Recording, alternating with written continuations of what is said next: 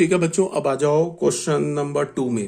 Question number 2 में क्या दे रखा है कि let F be a subset of Z cross Z. F हमारा क्या दे रखा है, एफ जो है ना सबसेट है। अब ये एफ रिलेशन भी हो सकता है, फंक्शन भी हो सकता है। अभी हम लोग स्टार्ट में रिलेशन मानेंगे बिकॉज ऐसे तुम देखो जितने भी फंक्शन होंगे ना सारे फंक्शन रिलेशन होंगे, ठीक है, बट सारे रिलेशन फंक्शन नहीं होंगे। अगर मैंने एफ को बोल दिया फंक्शन तो एफ रिलेशन तो है ही, बट रिलेशन फंक्शन हो जाएगा इसकी गारंटी नहीं लेंगे। तो इसका क्या मतलब होगा कि function always imply relation, but relation may imply function, may not imply function, but function always imply relation. ठीक है, तो यहां पे क्या बोल रहा है, let F be the subset of Z cross Z. F जो हमारा जेड क्रॉस जेड का सबसेट है डिफाइंड बाई, ठीक है, एफ जेड क्रॉस जेड का सबसेट है। इसका मतलब कि जो भी हमारा रिलेशन या फंक्शन है वो जेड से जेड में, तभी तो वो जेड क्रॉस जेड का सबसेट है। एफ हमारा जेड क्रॉस जेड का सबसेट है। इसका मतलब कि जो फंक्शन है या रिलेशन है उसका पहला सेट भी सेट ऑफ ऑल इंटीजर्स है और दूसरा सेट भी सेट ऑफ ऑल इंटीजर्स है। तो हमने फंक्शन को कैसे लिखेंगे, the set of all A B such that A the set of all A B और ए प्लस बी। इसका मतलब कि ए भी हमारा पहले सेट जेड से होगा और बी भी हमारा जेड से होगा। ए इंटू बी, अगर A plus B A B का इमेज क्या होगा, ए बी का इमेज क्या होगा, ए प्लस बी होगा, where A B belongs to Z is a function from Z to Z, justify your answer. क्या ये फंक्शन है जेड से जेड में, अपने आंसर को जस्टिफाई करो। अगर हमने ऐसा दिखा दिया पूरे इनफाइनाइट जेड क्या हमारा इंटीजर का सेट है, तो अगर हमने ऐसा दिखा दिया कि इनफाइनाइट इंटीजर्स में से अगर हमने दिखा दिया कि किसी भी दो इंटीजर का इमेज सेम है, अगर हमने ऐसा दिखा दिया तो फिर वो फंक्शन नहीं बचा। तो देख लो हमने क्या लिया, एक एलिमेंट 1 लिया, एक एलिमेंट 6 लिया। तो 1 इंटू 6 क्या होता है 6, ठीक है, और 2 इंटू 3 क्या होता है 6।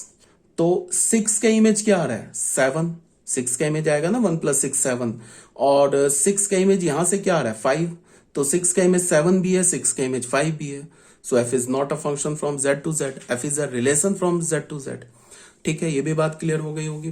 अब बच्चों आ जाओ description of a function. Function का क्या डिस्क्रिप्शन है, हमारे पास एक सेट ए दे रखा है, इसको हम क्या बोल रहे हैं इनफाइनाइट सेट, ठीक है। Then a function is describe by writing the formula. Function कैसे डिस्क्राइब होता है, फॉर्मूला लिखकर। अभी मैंने इसको काफी एक्सप्लेन कर रखा है कि फंक्शन जो होता है ना, जैसे रिलेशन में हम लोग क्या करते थे सेट बिल्डर फॉर्म में लिखते थे, तो उस सेट बिल्डर फॉर्म में जो लिखते थे ना रिलेशन को, वो भी तो एज अ फॉर्मूला ही लिखते थे। इसमें से मैं ना 1 को हटा दूं, सीधे f को लिख दूं x प्लस 1, तो फॉर्मूला बन गया। या f ऑफ x को लिख दूं x प्लस 1, यही तो फॉर्मूला है। तो फंक्शन में हम इतना ना लिख के सीधे फॉर्मूला लिख देते। इसको मैं लिख सकता हूं ना f1 इज इक्वल टू, या f1x, इसको मैं ऐसे भी तो लिख सकता हूं, ऐसे लिख सकता हूं ना f1x is equal to x plus 1। अब ये x प्लस वाई, अब ये x प्लस वाई, या ठीक है f1x, या फिर ऐसे लिख लो y is x plus Y, नहीं x प्लस 1 है ना, सॉरी x प्लस 1। तो y को तुम लिख लो x प्लस 1। तो हम लोग फंक्शन में कैसे लिखते हैं, फंक्शन में हम ऐसे लिखते हैं y is equal to F x is equal to X plus 1, ऐसे लिखते हैं फंक्शन में। ये इतना तामझाम नहीं करते हैं, the set of all X Y such that this this this, इतना नहीं करते। सीधे जो फॉर्मूला होता है ना सीधे लिख देते हैं। बस तुमको ध्यान में क्या रखना है, ये जो कई बार मैंने काफी स्ट्रेस देकर समझा दिया, फिर एक बार समझा रहा हूं। y को लिखा हमने एफ एक्स, और उसके आगे हम लिखते हैं एक रूल, यहां पे लिखते हैं रूल। अब ये रूल कुछ भी हो सकता है, ये रूल एक्स स्क्वायर भी हो सकता है, ये रूल एक्स क्यूब अपॉन 4 भी हो सकता है, ये rule root under X plus 9 भी हो सकता है, कुछ भी रूल हो सकता है। तो ये एक्स क्या है, ये पहले सेट का एलिमेंट है। ये एफ ऑफ एक्स क्या, उसका इमेज है, और जो एफ ऑफ एक्स को हम वाई भी लिखते हैं, ठीक है। तो यहां पे क्या बोला जा रहा है, description of a function A, अगर हमारे पास कोई इनफाइनाइट सेट है, then a function is describe by writing the formula. Function अगर हम सेट ए से सेट ए मिलेंगे तो फंक्शन को हम कैसे डिस्क्राइब करेंगे, bye writing the formula. Formula लिख के हम फंक्शन को डिस्क्राइब करेंगे। जैसे हमने देखो कैसे लिखा, एफ लिखा जेड से जेड में, इसका क्या मतलब है, function from set Z to set Z. Z क्या हमारा सेट ऑफ ऑल इंटीजर्स, और फॉर्मूला क्या लिखा, एफ एक्स लिखा, यहाँ पे चाहो तो तुम वाई भी लिख दो, कोई दिक्कत नहीं है, यहाँ एफ एक्स को वाई लिख दो, ठीक है। तो y is equal to F x is equal to x square plus 1, ठीक है। ये फॉर्मूला लिख दिया। इस फॉर्मूले में क्या होगा कि हम यहां इस पहले सेट का कोई इंटीजर यहां डालेंगे ना तो उसका इमेज मिल जाएगा, ठीक है। फिर हमने लिखा f R to R, set of all real number से set of all real number में फॉर्मूला क्या है, y is equal to F x is equal to e to the power x. इस x में पहले सेट जो कि real number है उसका कोई एलिमेंट डालेंगे तो ये एफ ऑफ एक्स क्या हो जाएगा, उस x का इमेज आ जाएगा under this rule E to the power X, ठीक है। तो ये हो गया डिस्क्रिप्शन ऑफ फंक्शन। अब कुछ क्वेश्चन है, छोटे मोटे क्वेश्चन है। देखो ये जो अभी मैं पढ़ा रहा हूं ना, इसमें जो 12th क्लास के जो बच्चे हैं उनको मतलब ये सब आना चाहिए। ये मैंने तुम लोग को 12th क्लास में काफी डिटेल से पढ़ा रखा है, सॉरी 11th क्लास में। जो 12th के बच्चे अभी पढ़ रहे हैं उनको बोल रहा हूँ, उनको मैंने 11th क्लास में ये सब छोटी छोटी बात काफी डिटेल से फंक्शन पढ़ा रखा है, तो उनको तो आना ही चाहिए। जो 11th के बच्चे जो वीडियो देख रहे हैं उनके लिए नया है, इसीलिए मैं इतना एक्सप्लेन कर रहा हूं, समझा रहा हूं छोटी छोटी बातों को कि कहीं कोई कंफ्यूजन ना क्रिएट हो जाए। बहुत बच्चे ऐसे होते हैं ना जिनको कंफ्यूजन रह जाता है, पता नहीं क्यों कंफ्यूजन रह जाता है, बट रह जाता है फंक्शन कंफ्यूजन। तो कोई कंफ्यूजन क्रिएट ना हो जाए उसके लिए बता रहा हूं।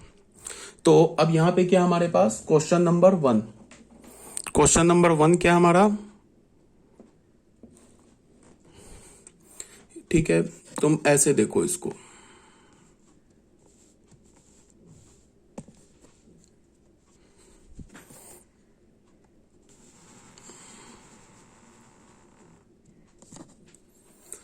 ठीक है बच्चों। क्वेश्चन नंबर 1 देखो, क्वेश्चन नंबर 1 में क्या है कि हमारे पास एक सेट ए दे रखा है। सेट ए में क्या है हमारे पास, -2, -1, 0, 1 एंड 2। सेट बी दे रखा है और ये रूल दे रखा है where F is a function. अब ये रूल दे रखा है, अब ये समझो आगे जितने भी पढ़ रहे हैं ना सब फंक्शन पढ़ रहे हैं हम लोग। F x is equal to x square, function A से बी में। Then find the domain and range of f. F और का डोमेन और रेंज निकालो, तो डोमेन तो हमारा पहले ही सेट हो गया, ए सेट हो गया अगर फंक्शन है तो। अब रेंज निकालने के लिए क्या करेंगे, डोमेन के हर एक एलिमेंट के इमेज निकालेंगे। तो हमने क्या निकाला, -2 का निकाला 4, 1 का निकाला 1, 0 का निकाला 0, फिर 1 का 1, 2 का 4 निकाल लिया। डोमेन तो पहला सेट हो जाएगा हमेशा।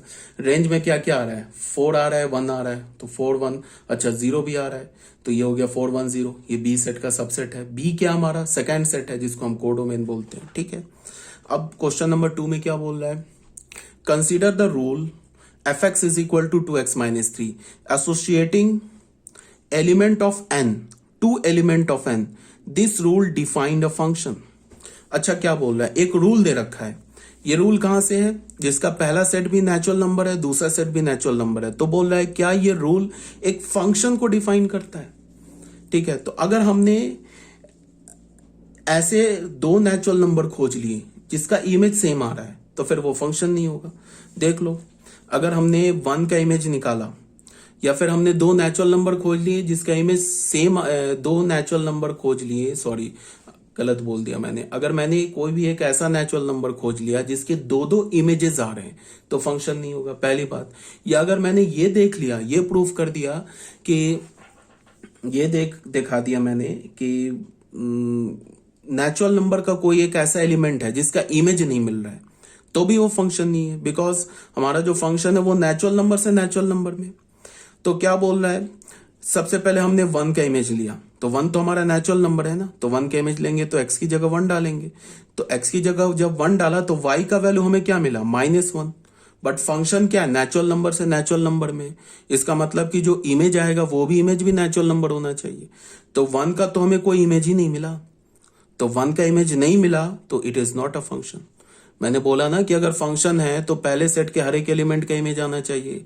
तो 1 क्या हमारा नेचुरल नंबर का एलिमेंट है, बट जब हमने 1 का इमेज खोजा तो हमें क्या मिल गया, वो इमेज नहीं मिला। क्यों नहीं मिला, बिकॉज 1 के क्रॉसपॉन्डिंग जो वैल्यू आ रहा है वो -1 आ रहा है। -1 तो सेकंड सेट में है नहीं, तो 1 का कोई इमेज नहीं मिला। तो 1 का कोई इमेज नहीं मिला, so it is not a function. यही सिंपल सी बात थी। क्वेश्चन नंबर 3 में आ जाओ। क्वेश्चन नंबर 3 में क्या बोल रहा है, एक सेट ए दे रखा है और एक फंक्शन दे रखा है। अब यहां फंक्शन दे रखा है ए से जेड में, मतलब जो हमारा पहला सेट है वो सेट ए है और जो दूसरा सेट है वो सेट ऑफ इंटीजर्स है।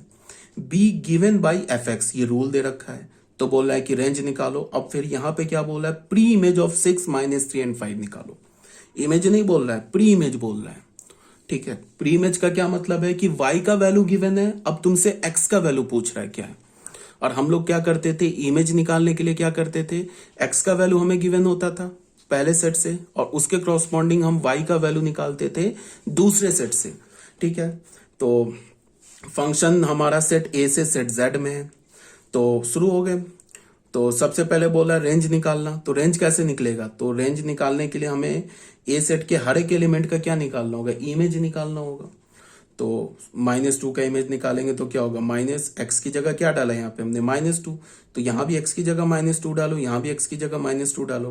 तो -2 डालोगे तो 5 आ जाएगा। -1 का इमेज निकालोगे 0, 0 का इमेज निकालोगे -3, फिर 1 का इमेज निकालोगे तो 4 और फिर 2 का इमेज निकालोगे तो क्या आ जाएगा, 2 का इमेज आ जाएगा -3। 2 का इमेज आ रहा है हमें -3।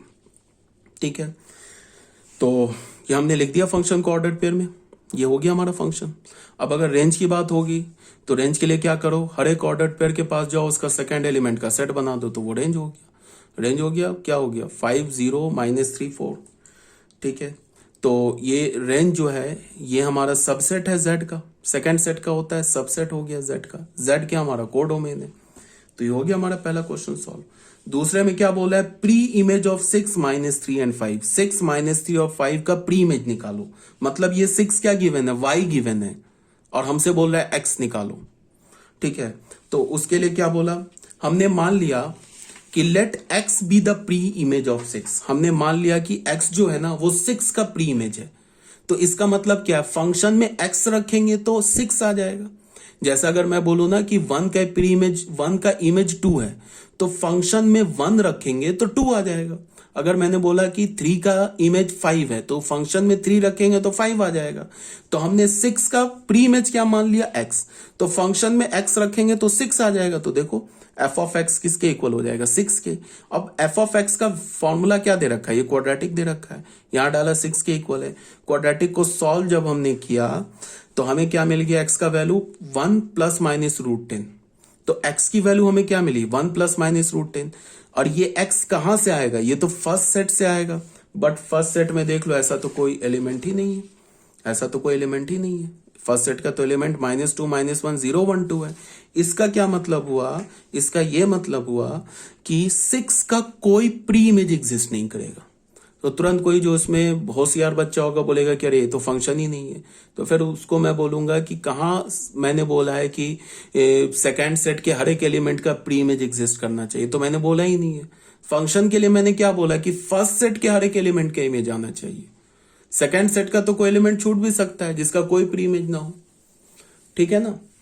तो 6 का कोई प्री इमेज नहीं आया, मतलब कि पहले सेट का जो एलिमेंट है ना, वो पहले सेट का कोई भी एलिमेंट 6 से रिलेटेड नहीं है।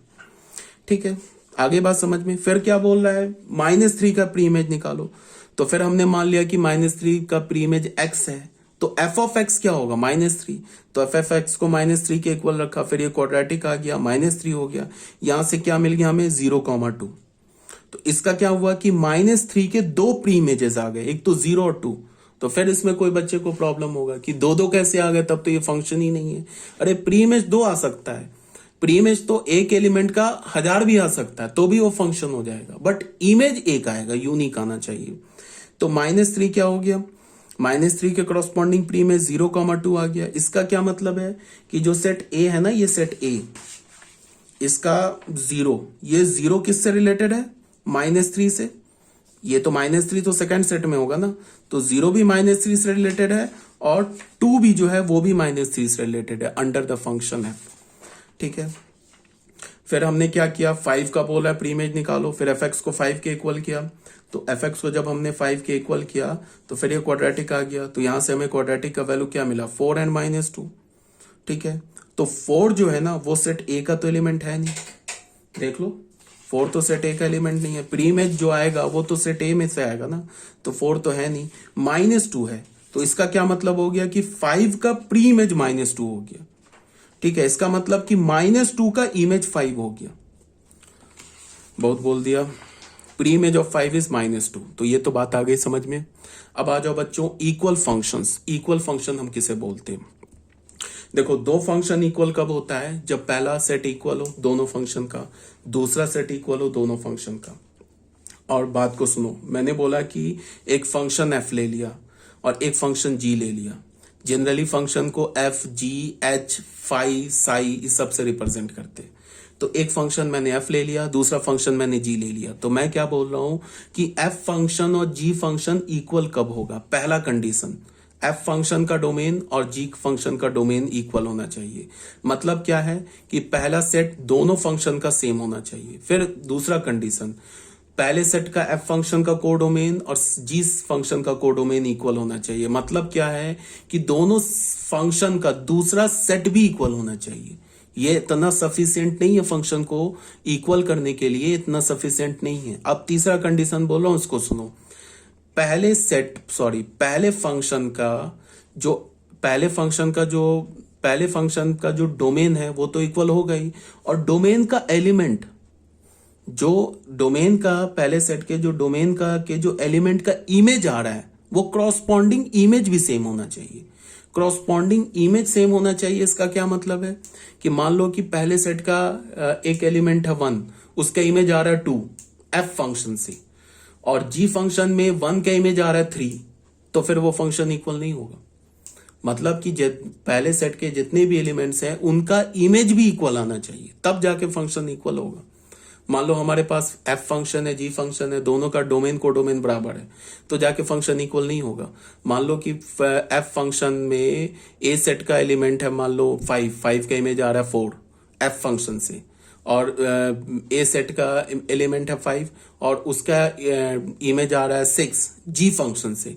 तो 5 जो एलिमेंट है ए सेट का, उसके तो एफ फंक्शन से कुछ और आ रहा है, जी फंक्शन से कुछ और आ रहा है, तो भी जाके फंक्शन इक्वल नहीं होगा। मतलब क्या है कि डोमेन के हर एक एलिमेंट का जो इमेज है ना, दोनों फंक्शन में सेम आना चाहिए, तभी जाके हम बोलेंगे एफ फंक्शन और जी फंक्शन इक्वल है।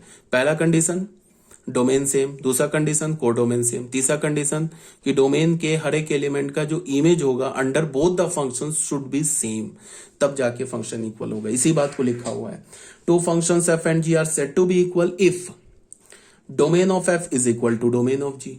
डोमेन एफ का और डोमेन जी का इक्वल होना चाहिए। फिर क्या होगा, codomain of F is equal to codomain of G. इस डोमेन बोलने का मतलब पहला सेट इक्वल, दूसरा सेट इक्वल। अब ये थर्ड कंडीशन लिखा है, एफ एक्स क्या है, वाई है, जी एक्स क्या है, वाई, तो दोनों का वाई भी इक्वल होना चाहिए। किस पर, एक्स पर। ये बात को समझो ध्यान से। यहां क्या लिखा है, F x is equal to ji x for every x belonging to their common domain. अब अगर दोनों का डोमेन सेम है तो एफ एक्स और जी एक्स भी इक्वल होना चाहिए, मतलब कि दोनों का इमेज भी सेम होना चाहिए हर एक एक्स के लिए।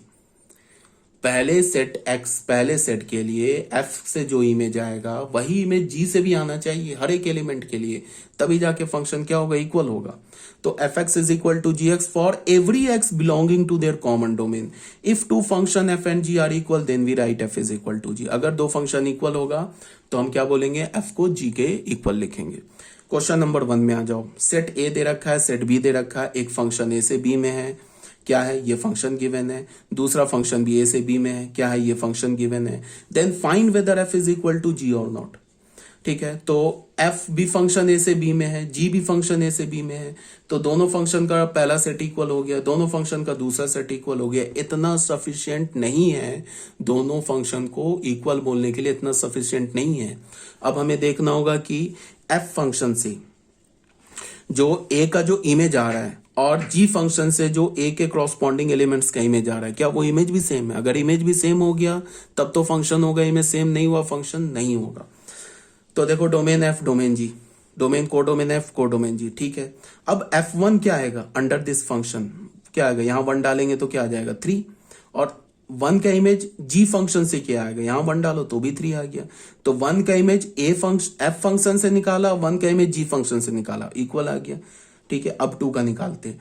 2 का इमेज एफ फंक्शन से क्या होगा 4 + 2 6, और 2 का इमेज जी फंक्शन से क्या होगा 6, तो 2 का भी इमेज 6 आ गया। तो इसका क्या मतलब हो गया कि एफ फंक्शन से जो ए के एलिमेंट का जो इमेज आया और जी फंक्शन से जो ए के एलिमेंट का इमेज आया वो इमेज भी सेम आया है। ठीक है, इसका मतलब अब फंक्शन इक्वल हो गया, f इक्वल टू जी हो गया। ठीक है, ये बात समझ में आ गई। तो ये था हमारा पेज नंबर 10। थोड़ा वीडियो बड़ा होगा क्योंकि फंक्शन चैप्टर में काफी एक्सप्लेनेशन है, तो वीडियो बड़ा होगा तो थोड़ा दिक्कत होगा तुम्हें डाउनलोड करके देखने में।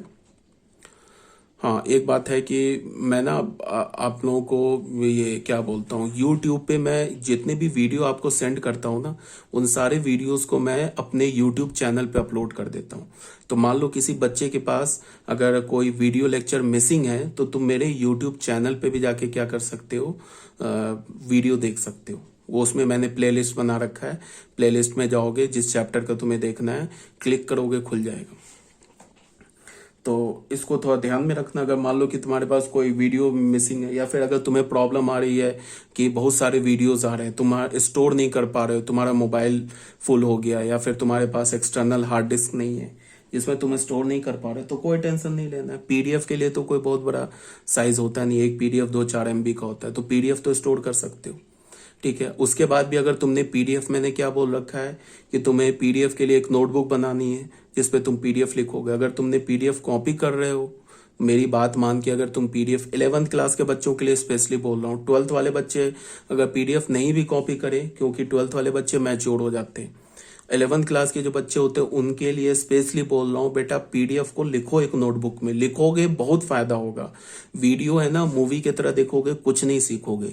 जब तक हाथ नहीं चलता है ना, तब तक मैथ्स में जब तक हाथ नहीं चलेगा तब तक क्वेश्चन नहीं होगा सॉल्व। तुमको मैं किसी एक क्वेश्चन को वीडियो के थ्रू तुम्हें लाख बार मैं एक्सप्लेन कर दूं, अगर तुम उस क्वेश्चन को खुद से लिख के नहीं सॉल्व करोगे तो अगर वही सेम क्वेश्चन एग्जाम में आ गया नहीं सॉल्व कर पाओगे। तो पीडीएफ को के लिए तो कोई प्रॉब्लम नहीं है। अगर 11th के बच्चे हैं वो पीडीएफ लिख रहे हैं अपने नोटबुक में, तो पीडीएफ उनका मिसिंग भी हो गया तो कोई प्रॉब्लम नहीं है। ठीक है, वीडियो के लिए क्या बोल रहा हूँ कि वीडियो के लिए स्टोर तुम नहीं कर पाते तो यूट्यूब चैनल पे देख लो।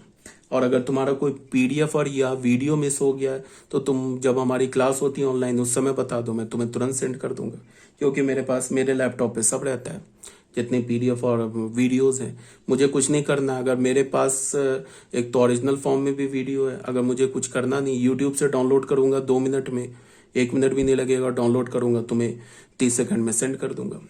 तो अगर तुम्हारे पास कोई वीडियो मिस है तो उसका नंबर लिख के सेंड कर दो, मैं सेंड कर दूंगा। या अगर तुम प्रॉब्लम हो रही है स्टोरेज में तो तुम डायरेक्ट जाके यूट्यूब पे देख लो। अगर सब्सक्राइब कर लोगे मेरे चैनल को तो उसमें बेनिफिट क्या होगा, जैसे ही मैं उस पर अपलोड करूंगा तुम्हें नोटिफिकेशन मिल जाएगा। ठीक है, तो यहाँ पे क्या मैं बोल रहा हूँ कि क्वेश्चन नंबर 2 में आ गया। फंक्शन हमारा क्या दे रखा है, बात को सुनो ध्यान से। फंक्शन दे रखा है r-2, मतलब पूरा रियल नंबर नहीं लिया है, ऑल रियल नंबर से 2 को हटा दिया है, तो ये हमारा r-2 पहला सेट हो गया, ए सेट हो गया r-2, और जो दूसरा सेट बी है वो r हो गया। Be a function by fx is equal to, ये रूल दे रखा है, fx is equal to x² - 4/x-2, और g क्या दे रखा है r/r। Be defined by gx is equal to x+2। Find whether f is equal to g और not. हमें चेक करना है कि क्या हमारा फंक्शन जो है f और g इक्वल है या नहीं है। तो ये तो देख के ही बोल देंगे नहीं इक्वल है, इसमें इतना ये मैंने कैलकुलेशन कर रखा है, इसकी जरूरत भी नहीं है, बिकॉज जी फंक्शन का डोमेन क्या r, f फंक्शन का डोमेन क्या r-2। तो मैंने क्या बोला कि अगर दो फंक्शन इक्वल होगा तो उसका पहला सेट भी इक्वल होगा, बट यहाँ तो दोनों का पहला set that is domain equal ही नहीं है। तो अगर डोमेन इक्वल नहीं है तो उसका क्या मतलब हुआ, it is not a function. ठीक है, यहां तक तो कोई प्रॉब्लम नहीं होनी चाहिए अभी तक। देखो मैंने क्या एक्सप्लेन कर रखा है, एक्सप्लेनेशन में मैंने ये बोल रखा है कि fx किसके इक्वल है, fx हमारा x² - 4/x-2। ठीक है, x2 के इक्वल नहीं है। ठीक है, तो देखो इसमें बोल रखा है ना x2 के इक्वल नहीं है, x कहां से आता है, पहले सेट से आता है, तो x बोल रहा है कि 2 के इक्वल नहीं है। तो अगर x 2 के इक्वल नहीं है, बात को सुनो ध्यान से, अगर x 2 के इक्वल नहीं है तो x - 2 0 के इक्वल नहीं है। अगर तुम्हें बोल रहा हूं कि x2 के इक्वल नहीं है तो x - 2 0 के इक्वल नहीं है। ठीक है, और यहां पे तुम ऑब्वियस ये बात देखो कि अगर तुमने x का वैल्यू 2 डाल दिया तब तो डिनोमिनेटर 0 हो जाएगा, ये एक्चुअल तो 0/0 के फॉर्म का आ जाएगा, विच इज नॉट डिफाइंड। तो x is not equals to 2, then x - 2 is not equals to 0। अब हमने क्या किया कि fx को ना फैक्टर कर लिया, ए स्क्वायर माइनस बी स्क्वायर पे ले गए एक्स माइनस टू। अब देखो बच्चों ये एक्स माइनस टू को हम बिल्कुल कैंसिल कर सकते हैं। कैंसिल करने के बाद हमने क्या बोला कि क्यों कैंसिल कर दिया, because x minus two is not zero. तो हम जीरो जीरो को तो न्यूमरेटर डिनोमिनेटर से नहीं कर सकते ना कैंसिल, ठीक है। तो एक्स माइनस टू जीरो नहीं है, तो एक्स माइनस टू जीरो नहीं है तो हम बिल्कुल कैंसिल कर सकते, कोई प्रॉब्लम नहीं है।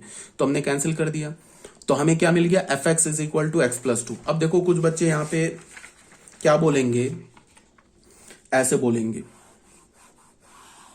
देखो अगर मैंने फंक्शन दिया ना, बात को सुनो ध्यान से, क्या लिखा है, x square minus four upon X minus to, ठीक है। फंक्शन क्या हमारा,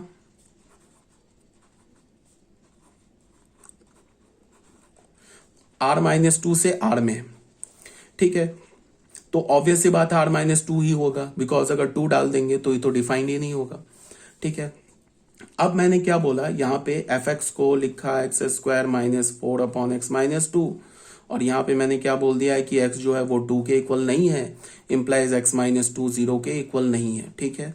तो फिर यहाँ पे मैंने इसको फैक्टराइज किया, तो x minus to X plus two upon X minus to ऐसे लिख दिया, एक्स माइनस टू कैंसिल कर दिया, तो यहां से हो गया X plus two is equal to F X. फिर ये बोल दिया F x is equal to X plus two. अब मेरी बात को सुनो, ये फंक्शन और ये फंक्शन क्या सेम फंक्शन लिखा है? तो बहुत बच्चे बोलेंगे यस, इसका आंसर है नो। देखो फंक्शन में क्या होता है कि अगर तुमने फंक्शन को मैनिपुलेट कर दिया ना तो फंक्शन चेंज हो जाता है। क्यों चेंज हो जाता है? क्योंकि इसको देखो, इस फंक्शन को देखो, इसका डोमेन आर माइनस टू है। अब अगर मैं इसको दिखाऊं और बोलूं कि इसका डोमेन क्या है, तो इसका डोमेन तो ऑल रियल नंबर है, इसके लिए तो कोई टू डालो तो कोई प्रॉब्लम नहीं है, बट यहां तो प्रॉब्लम है ना टू में, यहां तो कोई टू में प्रॉब्लम नहीं है, तो इसका डोमेन ऑल रियल नंबर है। तो अब क्या है कि मैं क्या बोलता हूं कि फंक्शन को अगर तुमने मैनिपुलेट किया तो उसका डोमेन चेंज हो जाएगा, डोमेन चेंज हो जाएगा तो फंक्शन चेंज हो जाएगा। तो मैं अगर बोलूं कि ये फंक्शन और ये फंक्शन सेम है क्या, तो ये फंक्शन अगर मैं अलग अलग दिखाऊं, इसको अलग से दिखाऊं और इसको अलग से दिखाऊं और बोलूं दोनों सेम फंक्शन, बोलोगे ना बिल्कुल नहीं है। क्यों?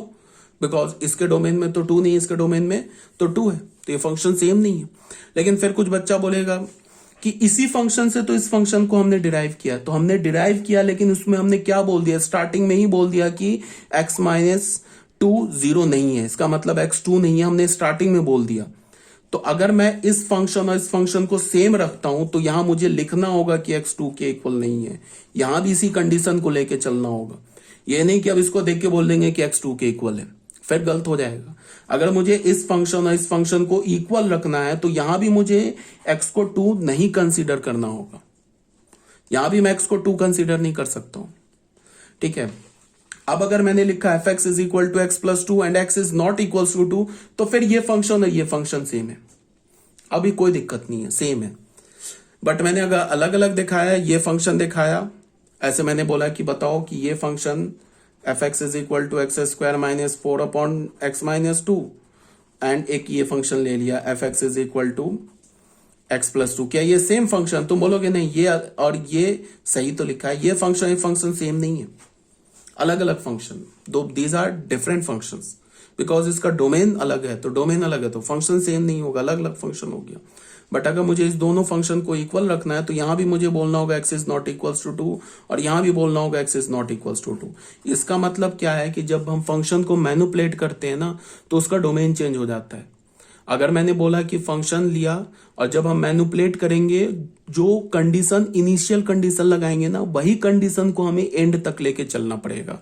इनिशियल कंडीशन में हमने बोला ना कि एक्स टू के इक्वल नहीं है, तो लास्ट जब सॉल्व करेंगे तो अब ये देख के नहीं बोल देंगे अच्छा अब यहां तो एक्स टू तो हो ही सकता है, एक्स का वैल्यू यहां टू डालेंगे तो फोर आ जाएगा, तो यहां पे भी हम इनिशियल ही कंडीशन लगाएंगे, यहां पे भी हम बोलेंगे एक्स टू के इक्वल नहीं होगा अगर फंक्शन को सेम रखना है।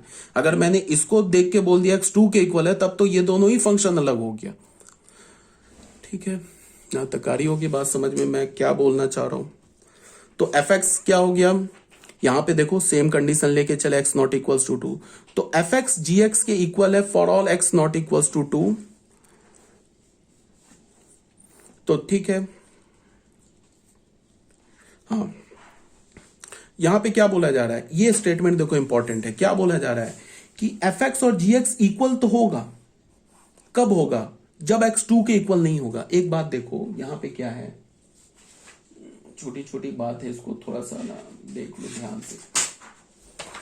यहां पे देखो क्या है, फिर से एक बार देखो, एफ एक्स क्या है, एक्स स्क्वायर माइनस 4/x-2। यहां पे हमने स्टार्टिंग में क्या बोल दिया, एक्स जो है 2 के इक्वल नहीं है, तो x-2 0 के इक्वल नहीं है। अब इसको हमने मैनिपुलेट किया तो हमें क्या मिल गया, x+2 मिल गया, ठीक है। और gx फंक्शन क्या हमारा, gx भी x+2 है, ध्यान से देखो। तो अब कुछ बच्चे क्या देख के बोलेंगे, अच्छा ये fx है ये gx है तो हाँ दोनों इक्वल है, ऐसा नहीं करेंगे। ये gx फंक्शन दे रखा है, बात को यहीं पे समझना है, ये गलती होती है। ये gx फंक्शन दे रखा है और ये fx दे रखा है। तुम बोलोगे अच्छा इसी fx को तो सॉल्व करके लाए, ये x+2 आ गया, इसको gx लिख दिया और यहां से इंप्लाई कर दिया कि fx is equal to gx, तो गलत हो जाएगा। ऐसे लिखेंगे गलत हो जाएगा, ये नहीं होगा। अब अगर तुम इस gx फंक्शन को देखो, gx फंक्शन क्या दे रखा है, gx फंक्शन है x+2। हमारा fx फंक्शन क्या आया, ये भी x+2 आया, बट यहां पे एक इनिशियल कंडीशन लेके आया कि x जो होगा वो 2 नहीं होगा। समझ रहे हो बात को। अब तुम देखो बात को, अगर तुम x का वैल्यू 2 छोड़ दो, इसके लिए तो 2 होगा ही नहीं, बिकॉज हमने स्टार्टिंग में मना कर दिया ना कि x 2 के इक्वल नहीं है, तो यहां भी x 2 के इक्वल नहीं है, तो इसका मतलब इसमें तो हम 2 डाल ही नहीं सकते, इसमें 2 डाल सकते। अब कोई फिर बोलेगा कि सर डाल तो सकते हैं, 2 डालेंगे तो 4 आ जाएगा, तो मैं बोलूंगा कि अगर तुमने इसमें x का वैल्यू 2 डाल दिया तो इसका मतलब इस फंक्शन का डोमेन आ गया 2 डोमेन में आ गया, तो फिर ये फंक्शन बचा कहां, ये वाला फंक्शन। ये तो तुमने कोई दूसरा फंक्शन लिख दिया, ये तो तुमने क्वेश्चन का जो ओरिजिनल फंक्शन था उसी को हटा के अपने मन से एक फंक्शन दूसरा लिख दिया। तो इनिशियली कंडीशन में लिखेंगे x 2 के इक्वल नहीं है। अब तुम बताओ, अगर हमने x का वैल्यू 2 नहीं लिया तब जाके ये fx और gx इक्वल हो जाएगा। मान लो x का वैल्यू हमने 3 लिया, तो 3 लिया तो g3 और f3 इक्वल होगा। अगर हमने x का वैल्यू 4 लिया, इस फंक्शन gx उससे भी पहले, g फंक्शन का डोमेन क्या है, g फंक्शन का R2R डोमेन है, ठीक है। gx कैसे डिफाइंड है, gx डिफाइंड है x+2। f फंक्शन का डोमेन क्या है, R-2 से R डिफाइंड है। fx कैसे डिफाइंड है, ये भी x+2, तो इसके डोमेन में तो 2 है ही नहीं, इसके डोमेन में है 2, ठीक है।